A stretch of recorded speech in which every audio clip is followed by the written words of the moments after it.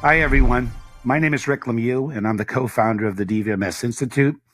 I've been in the IT business for over 40 years, helping organizations solve their most complex digital trust and digital delivery capabilities. This is our third session in a three-part series focused on the what, why, and how of digital trust.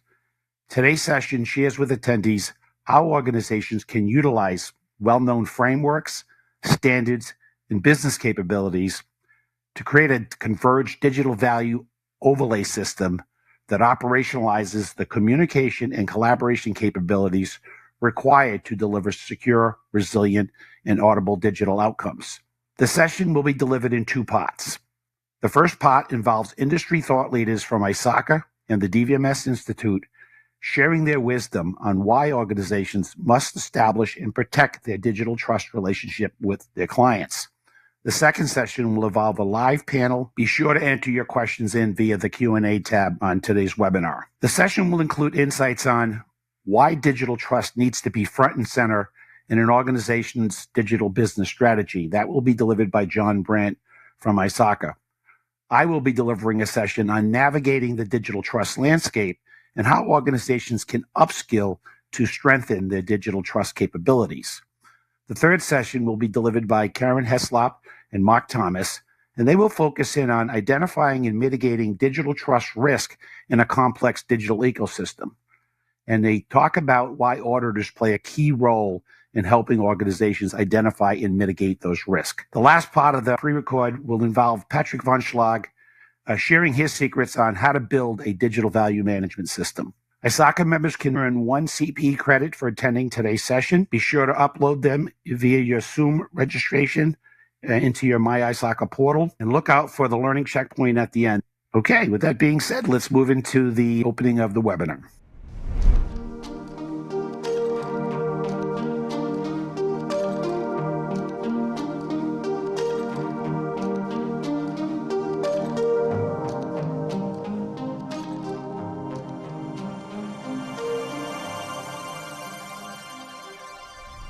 My name is John Brandt, Director of Professional Practices and Innovation at ISACA. In my role, I lead development of thought leadership, which takes on a lot of different shapes. So publications, audit programs. My team influences conference presentations. I also have responsibility for the skills-based exam item development, supporting our hybrid and performance certification exams. Technology has permeated all walks of life in every kind of business dealing that's out there. So no longer is IT just how you get to that. So I'd say organizations first need to acknowledge that their brand is a lot more relevant in the grand scheme of things. How they respond to certain breaches of trust. Let's say it's no longer I don't trust your product. It could potentially morph into I don't trust your brand. So in order to demonstrate that you're digital trustworthy, I think you need to be very straightforward about the data that you're collecting, the safeguards that you put in place to actually handle that, and actually being very open and responsive when cyber incidents happen, because there's this piece of it that security it's a state of mind, if you will, right? There is no 100% security at the end of the day. It's not a matter of if a company is going to have some kind of cybersecurity related incident. It's going to be when and how they respond to that matters to the consumer. The supply chain is it's just very deep. Very rarely does a single company provide all services. So there's downstream providers, there's subcontractors or component providers. All of that actually factors into the company or the entity that's providing the service. And that's arguably, that's very tricky at the end of the day to look at that, because there are things that you can believe you don't have control of. But I think that there's an increasing need for the responsibility of that provider to better understand what the downstream providers are doing, to include component level pieces of it. If we look at beginning of with the pandemic and shortages of components and stuff like that, all of that stuff matters anymore. And so it is a very complex challenge, but you can't pass the buck anymore. The regulatory market is that landscape is just it's getting very robust, and the cost of doing business is going up as well as a result. So we want companies, we want organizations to really be methodical and thoughtful, and to really depict what it is that trust means to them. First and foremost, they need to be proactive. When we look at the type of professions that enable digital trust, they're protection oriented occupations. At its core is to protect corporate data. If you're a government body, it's could potentially be sensitive national security related stuff. So in that regard, there's that responsibility to be looking ahead, forward thinking. How are their systems vulnerable at the end of the day? When vulnerabilities are made known, how do you have a process to test and remediate and implement those things? Security culture is everything at the end of the day, and I think this is one of the largest challenges that's out there right now, why there's such a demand for soft skills within all cyber related professionals, is to be able to communicate risk to business owners. At the end of the day, everything about this is we are providing information, advising business leaders to make informed decisions.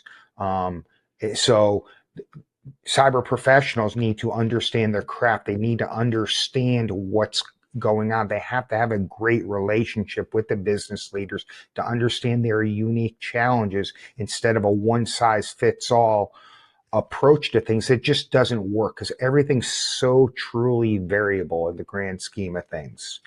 You got to have a communications plan. There's this saying, right? Plan your work and work your plan. Yet, if you don't have a plan, if you don't have some kind of response mechanism, it's going to show when there's chaos, in the sense of any kind of cyber related incident, a data breach, you name it. The reason you have those plans, the reason you practice them and you walk through them, is that during adversity, when emotions are high, you've got the playbook to actually carry out that, and there's no missteps, or there's going to be fewer missteps. So that's huge at the end of the day. With that said, all cyber related professionals, largely speaking, have some kind of credential. We're arguably the most credentialed occupation out there. We all have a code of ethics, and that needs to rise above. And I think this is something that needs increased attention right now. Sometimes business decision making runs against what's the greater good of the profession, of the occupation. And if you read anybody's code of ethics for any kind of credential, regardless of whether it's IT or not, right? It's do no harm, ethical decision making, and all that stuff. And that needs to rise above. And it's pretty disturbing when you look at the current trend that the industry as a whole doesn't believe that businesses are going to report even when they're mandated to do that. We have a lot of work to do in that regard. It's not popular at the end of the day, but we definitely need to keep that in mind. And that just ties into intentionally minimizing the size, scale, impact, and realize that sometimes you only know so much information. An investigation is like no other. And I often draw a lot of parallels between this IT related security occupation and all the things that we deal with now into how law enforcement works. It's like no other investigation, right? You information will continue to unfold. The picture kind of, there's plot twists. You don't know what you don't know. But intentionally minimizing that or obfuscating facts, or to being dismissive of your customers' needs in their position is going to unnecessarily cause a lot of harm. And there have been certain instances out there where companies have done better than others in how they've responded to things. So cyber professionals, we have a responsibility to do that. And it's not just your security profession, right? You've got your GRC folks that are in there. You've got, and the risk, the risk people are really good in that regard, right? Because that's where we're seeing a lot of the regulatory stuff coming down. Under that GRC umbrella. So understanding what the responsibilities are, the impacts, communicating them often ahead of time, right? Because you want to be able to, this boils into having your pre-planned responses in those playbooks of how you're going to respond to things. Your consumers are not always technical, right? And most of the time they're not, depending on what it is that you do. What's that service that you offer? What's that, product, that widget that you create and offer as a service? But again, it's not just IT related stuff. This isn't somebody going to buy, computers. This isn't just somebody doing managed security services. This is there's not one bit of business we ever do anymore that's not technology enabled and data collection and some kind of, internet enabled thing. So to me, more than anything else, we really have pivoted to this point of technology is absolutely critical to viability of businesses and organizations and even nations, right? At the end of the day, we're just so hyper reliant across the board.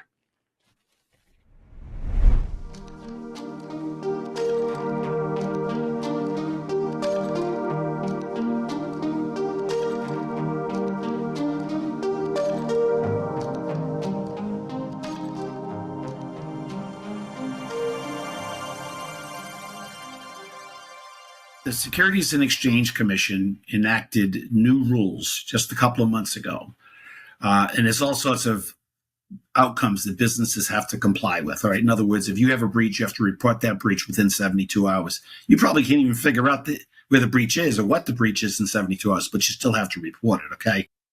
And then you have to provide to the government everything you've done to manage your risk in your organization. So you have to have a comprehensive program, a set of strategic policies, all the things that we talk about in the training, you have to have in place, okay, which most organizations don't, right?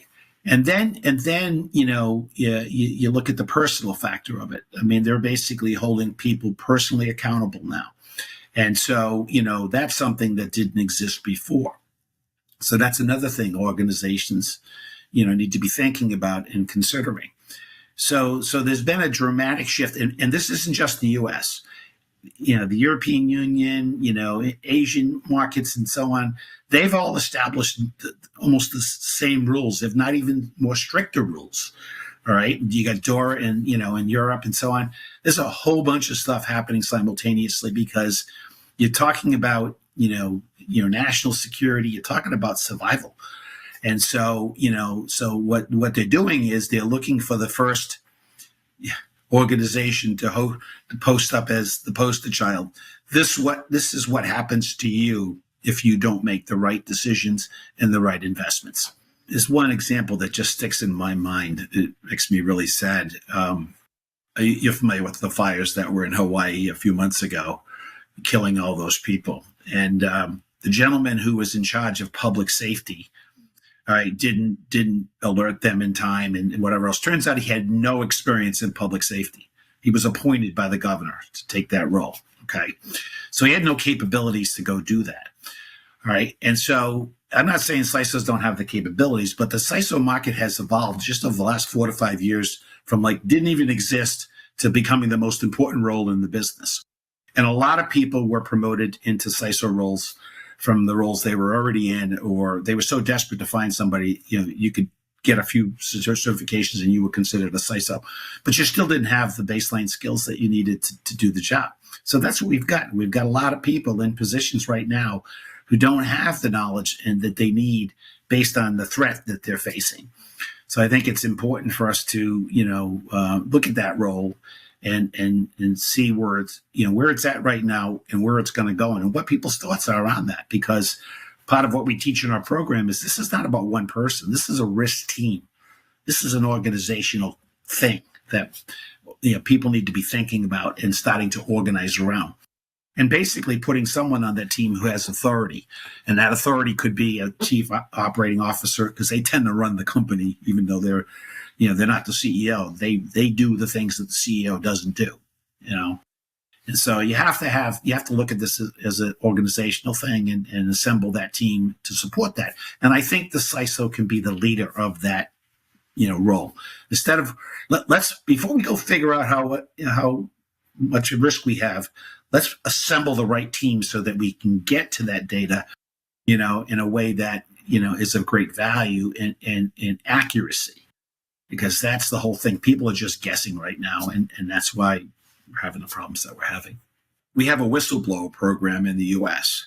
So basically, if you're bringing forward everything that you know to be true and they're not reacting to it, and then you are being held personally responsible for it, even though they won't make the investments that you've recommended, then you can go to the whistleblower group, tell them everything, and then they will go in and investigate the company.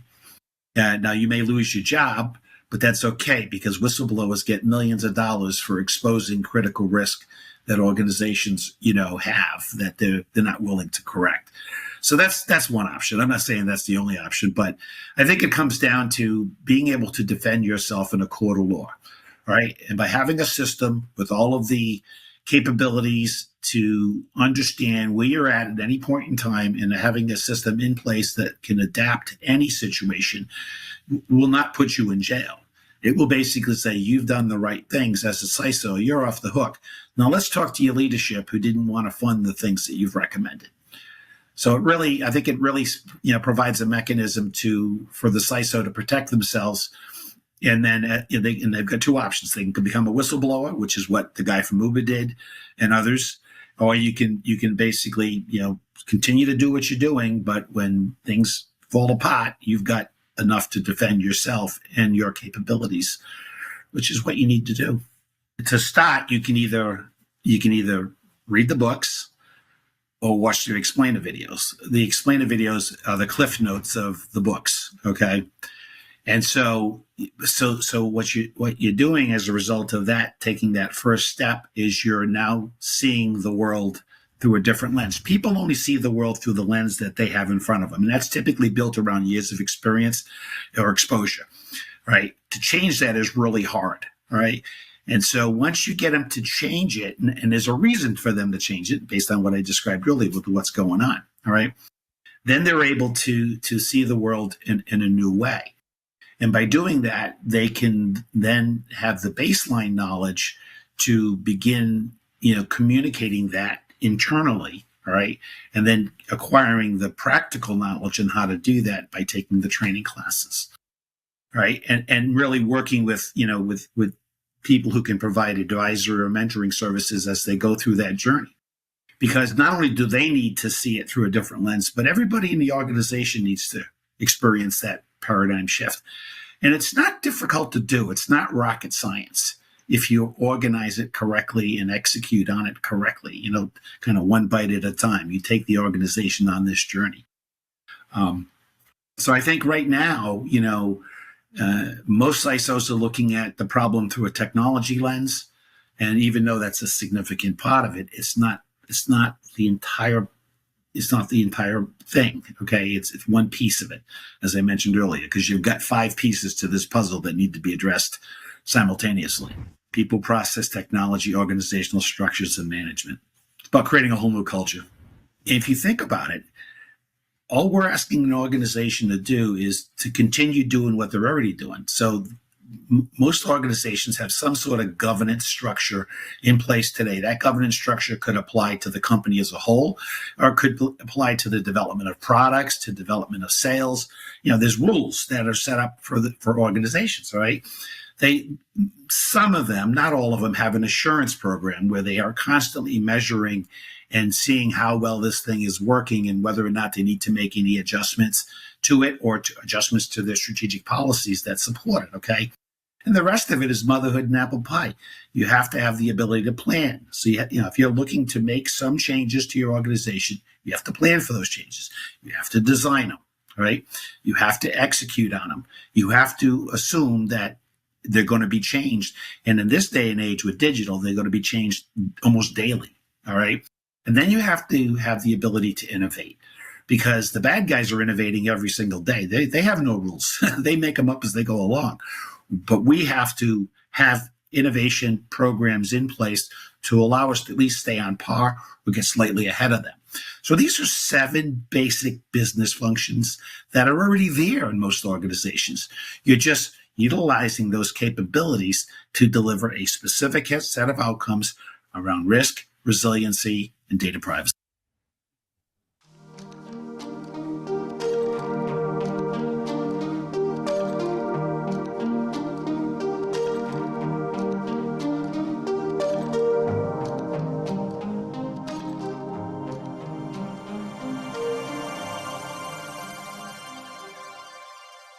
Hi, my name is Mark Thomas. I'm a training partner with ISACA and APMG. I'm also an APMG product knowledge assessor for the C-GUIDE, C-RISK, and CNIPSI certifications. I've worked with both APMG and ISACA for many years, and I was part of the group that created one of the initial looks at the digital trust ecosystem framework with ISACA. Hi, I'm Karen Heslop. I'm the Vice President of Content Development at ISACA Global. My team is responsible for thought leadership that ISACA produces. That includes the journal, white papers, publications, as well as framework development. We drew on the best of frameworks out there.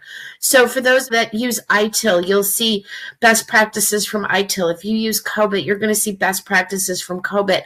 And this really houses all of those best practices together.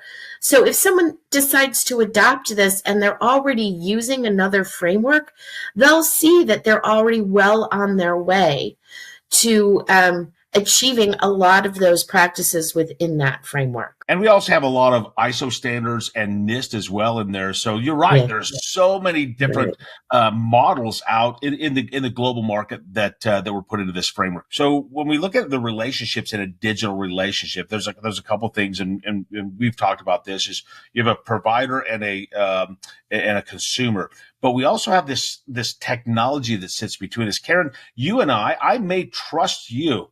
I may trust everything about our conversation, but the technology we're using to communicate, I may not trust, right? And I may not trust third parties. But again, I may trust those. So there's a lot of different pieces of this, and the skills and the abilities that we need. Think about it. We've got IoT devices. We've got APIs, storage devices. And now, we are actually storing personally identifiable information through camera systems and sensors. We have to be really careful about that.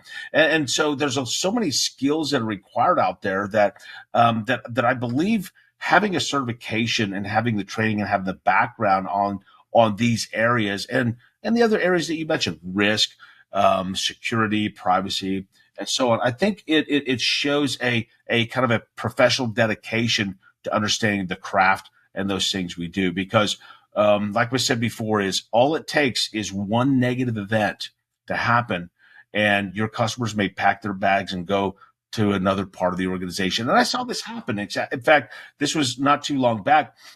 I had a CEO slapping his hand on the table, and he said, "We have customers leaving us, and we're a secured company. We have not had any." Well, you shouldn't say we've never been hacked, but he said it. We haven't been hacked. Why are people leaving? Because they no longer trusted us. And I thought that was pretty interesting. And so kind of go back to kind of that training aspect, I think was really important to have a very solid workforce that has the knowledge, the skills and abilities. And what's interesting is the digital trust ecosystem framework identifies a lot of these areas, but it's not so arrogant to think that it's the only framework in town.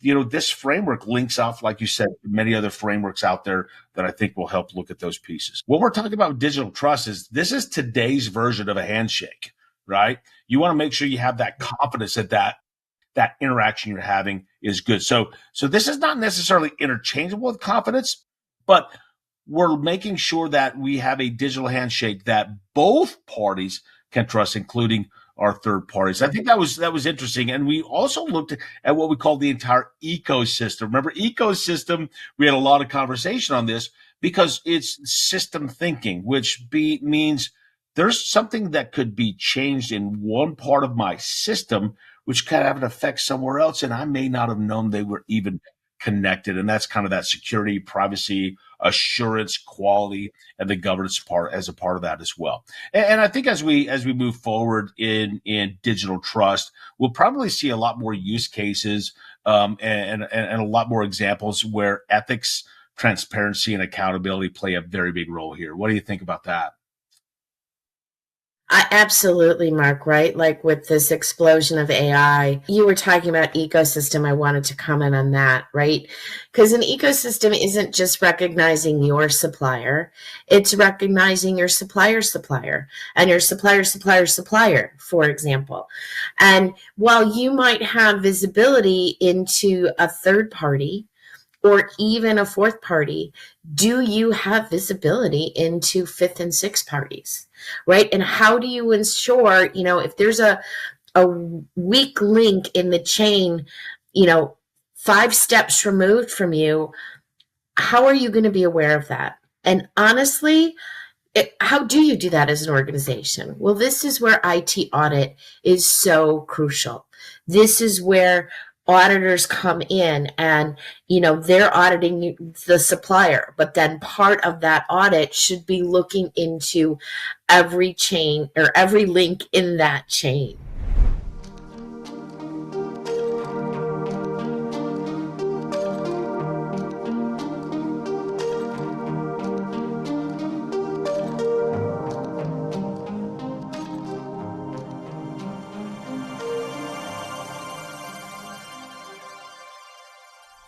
So overlays, of course, begin with all of your stuff.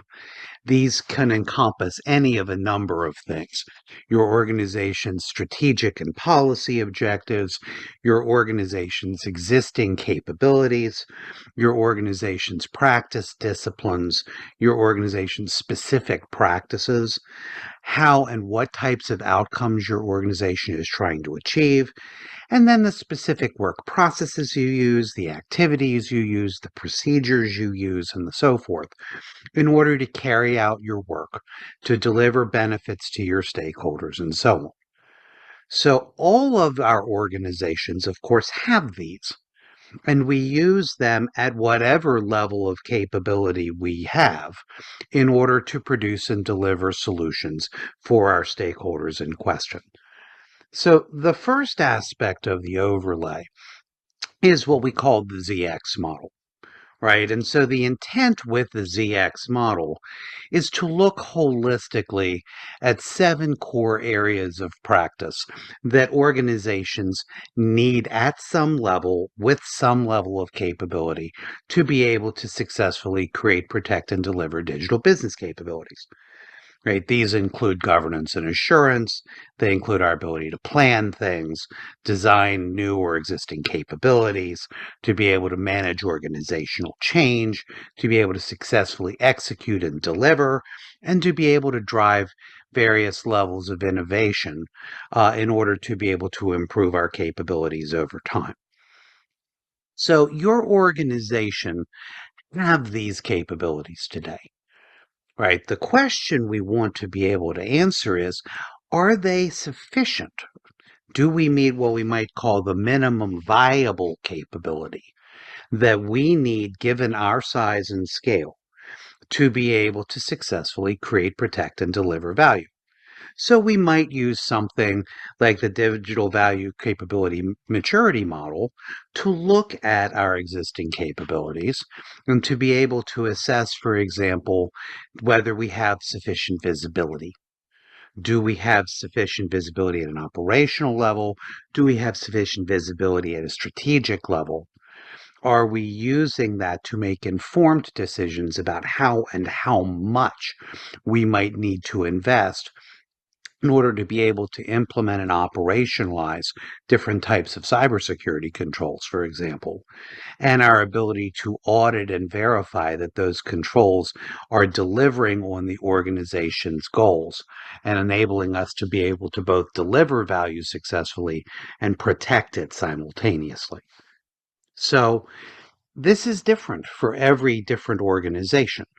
Your organization will need what it needs to be able to meet these minimum viable capabilities. And as we go and we use the overlay models, we will identify gaps. Some of these will be gaps in how we do value creation work. Some of these will be gaps in how we do value protection. Some of these will be gaps in how we achieve or don't achieve certain types of value delivery. And those in turn then may drive us to make various kinds of innovations or do other kinds of mitigation actions to be able to close those gaps. And obviously, this is an ongoing, recurring objective. So again, rather than having some type of a one size fits all approach to thinking about how much control we might require to provide certain levels of security capabilities in how we execute certain digital practices, the notion of a minimum viable capability suggests, and I don't think without reason, that this is different for different organizations that have different types of vulnerabilities, different levels of threat, that have different pools of resources that are available to be able to be brought to bear to try to resolve those issues. And so the overlay enables you effectively to right size this for your particular organization.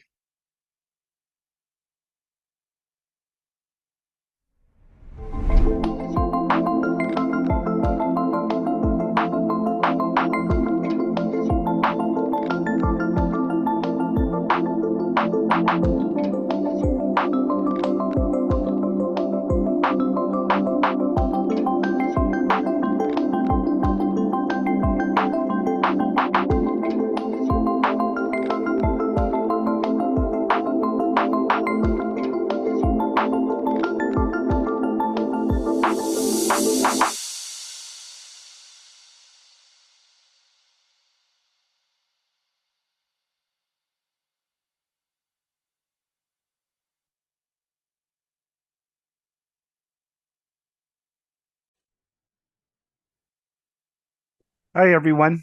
I'm Rick Lemieux. I'm hosting today's session on how to operationalize digital trust using a digital value management system. Joining me today is our distinguished panel. Let me start with Patrick von Schlag. Patrick and I have been colleagues for a long time, and Patrick is the head of delivery and advisory services for the DVMS Institute. So Patrick spends a lot of time helping organizations assess their environment and to work with them to develop a model so that they can adapt the DVMS overlay model to their business. Welcome, Patrick. Also today is with us is Neil Keating. Neil is the co-founder and chief experience officer at Bright Home. And he has some interesting insights in discussing about the customer experience, which will be incorporated into today's panel session as well. And last but not least is also a colleague I've known for a long time, David Potorik, who is the co-founder and CEO of Potorik & Associates. And David is also a key contributor to today's conversation, whereas his organization has done some recent work in developing a CCC framework that allows organizations to have a structured approach to responding to critical situations in an organization's infrastructure. And if you think about that in the context of cybersecurity, That's something that's happening quite frequently now as organizations become breached. They need to be able to communicate that, not only to their clients, but to government regulators and other government bodies. So it's a really important piece of this puzzle going forward. So with that being said, let me kind of kick things off here with a few questions that have come in from the audience that I think are really important. And what I'll do first is kind of focus in on the last session that Patrick von Schlag delivered around the point that objectives are at the top of the DVMS overlay model, and why is that, and why is that important? Why is it important for organizations to align goals with their digital trust strategy? So why don't we kick this off with Patrick to kind of fill us in on that, and then I'll go to Neil and then on to David as well. Well, the first thing to keep in mind is, of course, that this really isn't about cybersecurity, right? It's about digital value and ultimately about organizational goals, right? So organizations have strategies and policies trying to meet their respective missions and visions. And to be able to successfully execute on that, we need to be able to build trusted relationships with our universe, with our ecosystem, to borrow the language from digital trust. So eventually, of course, this means effectively integrating digital trust views into how we do governance, how we do assurance, how we align our strategies and policies in a way that helps reinforce that digital trust is a high priority, and that therefore we need to be, as an organization, deeply committed to this idea that maintaining trust with our stakeholders in the digital universe requires this level of focus and this level of commitment. Yeah, I agree with you, Patrick, 100%. I always kind of try to simplify things when I explain things to people, kind of connect the unknown to the known. And I always open up saying, if you don't know where you're going, you're probably going to end up somewhere else. So objectives kind of lay out the pathway as to where you're going, and then you can develop a plan to get there and ensure that you get there in the way that you want to. So I think, I agree 100% with all your points. Neil, this is, an interesting time for us, because I think not only are we seeing a change in the thinking in regards to how organizations need to be structured and the capabilities they need to manage their risk, their resiliency, and client data privacy. But I think, and I've said this in the previous two sessions, that organizations need to include the customer in the conversation, in the development of the strategy. I think people have been developing strategies for years without any understanding of what the customer thinks about that strategy, or whether that strategy will deliver value to the customer. So I think, with your years of experience and looking at it from the customer's viewpoint and developing a new approach on how to measure that customer experience, I think, you probably have a good understanding of how objectives deliver the value that the customer is expecting and, more importantly, appreciates. I'd be curious to get your thoughts on that as well. I think you're right. I think you heard in some of the sessions there, this is about the ecosystem, and it's about aligning the complete ecosystem. Now, part of that ecosystem, you've got internal stakeholders and influencers, but you've also got external stakeholders and influencers. And mostly when we come to think about measurements, we tend to measure things from an inside out perspective. So we do things from our own point of view, what we think what good looks like. And if you just think in an inside out way, then you're not going to be able to incorporate customers' objectives, and your objectives won't be aligned across the organization and won't be aligned across your ecosystem. So the only way you can really do this properly is to do this, what we call an outside in perspective. And that means including all your ecosystem in your objectives and making it a joint commitment is really what we kind of evangelize about, really. So when you've come up with your objectives, you share those with your customers. We share those across the ecosystem, and then your customers can be part of that measurement. And then you can start measuring the things that actually matter for people, because what we tend to do is measure things that matter to us but don't matter to your customers, right? And I'm not saying stop the things that matter to us, because I think they're probably still important, but you just want to make sure that you're also measuring the things that matter to your customers. Is what you're doing important to them? And that's really where we kind of got to think about, in our world, we think about perception. and we think about sentiment, and we start thinking about what do people feel about the things you're doing? Are they getting the outcomes that they need? And that means internally and externally as well. So if you only look from an inside out point of view, you'll never do it. You have to share your vision, and you have to speak to customers, you have to speak to suppliers and get an outside in point of view. And then you can start measuring success based upon that joint commitment. That's how we would approach that. Once again, I agree with your thoughts on that one, Neil. I've been talking about this thing called dependencies. We need to understand dependencies across the entire ecosystem. And that includes with our clients as well as our business partners who are providing some capability to enable the service that we deliver. So we really need to measure just about every aspect of the digital ecosystem to ensure that we are meeting the objective that has been set up for that particular service or organizational capability. So totally agree with you on that as well. David, I'm going to go to you on this one as well, because you've been focused lately is around this whole ability for organizations to have a standardized approach to communicating with the customer and with industry in general. Okay. And that's an area that has really been, I don't think organizations have done a really good job with that. In fact, a lot of them have made the problem even worse once they started to communicate, because they really never thought about having a structured approach to that and so on and so forth. Even though you got great marketing people who coach you to tell you what to say, what not to say, you're basically talking about something that could potentially personally harm somebody or their financial situation or whatever the case may be. So you're in a very sensitive situation. So without structure, it's probably not going to turn out well. So I'll let you comment on this as well. Yeah, that's one thing that frameworks give you, is they give you a structure to understand the problem space and to act within it as a collective.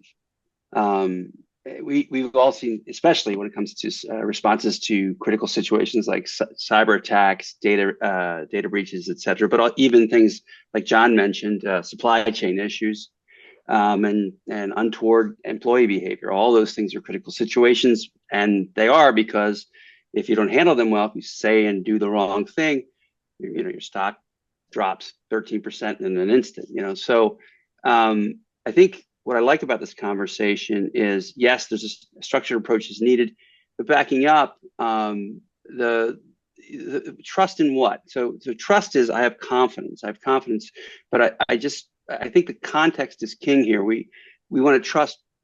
What are we looking for? Trust in our organization, in our brand, and in our products and services.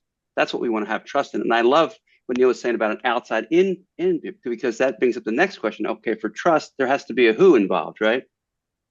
Mm-hmm. And so there's this whole constellation of stakeholders you're never going to see or tend to if you take an inside out approach. You need to understand who are these stakeholders, and they're not just your shareholders, your customers, your users. There are also things like bad actors, competitors. They have a stake in your organization. It may not be a positive one, or a neutral one, but it's a stake nonetheless. So you need to understand this constellation, and you need to understand what jobs they have to be done, what they're trying to do, because for those who have a positive view and are trying to get things done through your products and services, to have confidence in your organization, confidence in your brand, confidence in your offerings, you need to understand what they're trying to get done, what their perceptions are, and you need to manage them. So I think that's a huge problem, but it's also a huge opportunity, because in the experience space, we have a whole set of new tools emerging that help us to understand and manage relationships with our stakeholders, their perceptions, et cetera. And it's very critical. I'll just leave you with this one thing in regard to this conversation, and that is, when you think about critical situations, we've had a cyber attack, a data breach. The relationships with stakeholders are like the glass that shapes your communications, your decisions, and your actions. So said another way, in these situations, if we've had a good relationship, if we've managed and tended to them with our stakeholders, even a poorly construed message will have a chance to be received.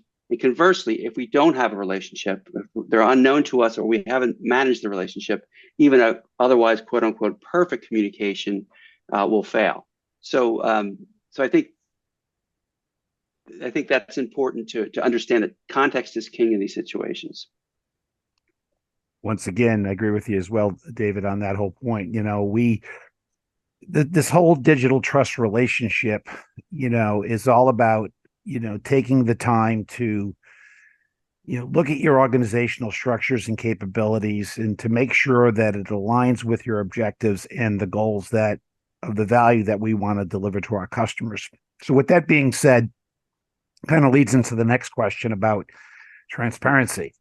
And this is a topic that's been covered on all three sessions, and so question I have for the panel, and I'll start with you, David, and then Patrick, and then Neil, is what capabilities does an organization need to have to support a goal of transparency? Well, capabilities start with having data, right? So you're not in a position to be transparent if you don't know factual information. Secondly, training, and that means not just occasional training, once and done training. It's not a question of if this is going to happen to you and have to respond to critical situations. It's a question of when, and the pitch of them is coming on with a more and more frequent cadence. Mm-hmm. So drills and exercises so that the key individuals, as they change, right? Yesterday it was this CEO or COO, or yesterday it was this governance, head of governance, legal, government affairs, etc. Tomorrow it's this person. As they change, making sure that you have capability through drills and exercises. Things like message development. What's your holding message? You get hit by a critical situation. What do you say that's aligned to your mission, vision, values? What do you say and not say? Having that prepared up front for very likely situations so that when people communicate, there's a chance that they'll be aligned. Excellent, David. Thank you. Patrick, your thoughts? So, of course, the notion of transparency is fundamental to the idea of trust, right? It's very, very hard to trust people who I don't believe are sharing all of the appropriate information with me, right? And so this begins with commitment, right? You need commitment from the top of your organization all the way through. That knowledge sharing and collaboration and transparency is how organizations build trust. It's how they learn. It's how they innovate. It's how they adapt. Right. So to a certain extent, the most important part of a DVMS overlay approach is thinking about where the silos and gaps in collaboration and communications happen. Right. How do organizations build and operationalize trust? Well, it begins with identifying and building transparent practices across your organization, right? That extend, of course, into your customers, into your suppliers, that enable you to share information more broadly and learn more quickly. Couldn't agree more. But that was a great response, because I always talk about these 5 things, people, process, technologies, organizational structures, and management capabilities, skills to manage in alignment with transparency. I mean, there's a lot of adjustments that need to be made there. They're not hard to do, but there has to be a commitment from the top, Patrick. So I totally agree with you. Neil, your thoughts on that? I'm going to kind of keep you to brief as possible because we're running out of time here, and I've got a couple more questions from the audience I want to get in. Sure. I'll try and keep it brief. So my view is that it probably comes down to, well, what Patrick and David said. I can't disagree with either, so I agree with what both the other panelists said. But I come down to 3 things for me I think are key. Number one is communication. People want open, honest communications. They want it regularly. So we normally only do that at appraisal time once a year. I think we've got to stop doing that and do it much more regularly, because I think people need to know, not just be told what to do. They also now want to know why they should do it that way and what the consequences if they don't do that. And I think we just spoke about, second point I would say is the aligned goals. I think we need to have absolute alignment from the top goal all the way through the organization, covering all the roles and all the skills that we need to have to deliver this. And then finally, I think the most important thing is kind of when things go wrong, what you really want is leaders who can stand up and take ownership of that and say, actually, this was a mistake, and actually something went wrong here, and this is what went wrong, this is why it went wrong, this is what we're going to do to try and get that fixed. I think all of those things will lead you to a much more showing an organization you've got more transparency. And I think my final thought is there's a lot of work to do here, Rick, because I saw recently a report by Forbes they published. More than 50% of employees do not trust their managers. 50%. And that shows you that all the things we're talking about absolutely matter. It's so important. You have hit the nail on the head, Neil, because if you don't trust your company internally, how can you build a trust relationship externally? So trust begins, what do they say? Trust begins at home, Right. And then you work your way towards developing it externally. So that's really good. All right. So we've got about 8 or 9 minutes left. So I'm going to put one more question out there, and then I'm going to ask each panel member to kind of give me your kind of your best and final in terms of, operationalizing, digital trust across a digital ecosystem, kind of your highest recommendation. But the last question I want to put out there is, and this goes back to the session that Patrick covered, the DVMS, the overlay model that the DVMS enables, it looks like it's going to revolutionize, how organizations create and innovate a digital trust relationship. And a lot of it has to do with the fact that they're underpinning that with the ability to manage risk, resiliency, and data privacy. What are the core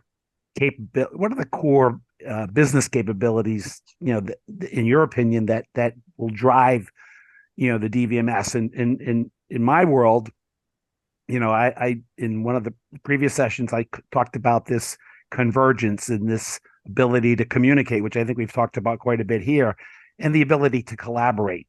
But there's a new one I'm adding to this just today as I was going through this conversation, and that's measurement. You can't improve what you can't measure.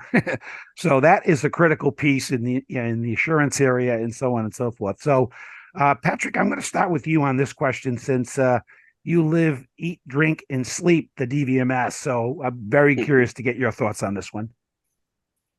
So the whole premise of the DVMS is that your organization is a complex system, as Mark was alluding to. And in any complex system, especially now, it's about learning and about adaptation, right? The pace of change is increasing, is going to continue to. The quality of our business models, our risk models, our cost value models, pretty questionable. We don't really have the information we'd like to have.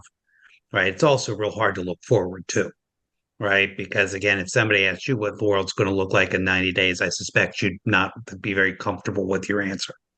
Right. So all of this reinforces this need for fast feedback loops around strategy, feedback loops around alignment of strategy and risk, feedback loops in how your strategy gets cascaded into governance, how that drives innovation and action in your organization, and how you do gap analysis, right? So that you can identify and make changes as you need to, right? So again, to Rick's point, this really reinforces this idea of establishing metrics clearly aligned to strategic and operational goals, and the ability to then use those metrics to drive change, right, in ways that are going to help you adapt your capabilities.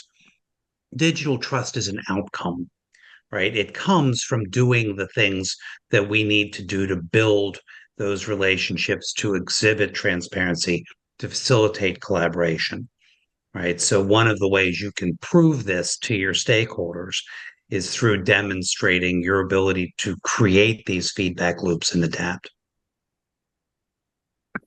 I agree 100%, Patrick. I think, change has become the new norm. It has to be adopted and embraced, and people need to be empowered to be part of that change. And so that's the only way we're going to adapt quick enough to once again stay ahead of the curve and keep our organizations and our people safe.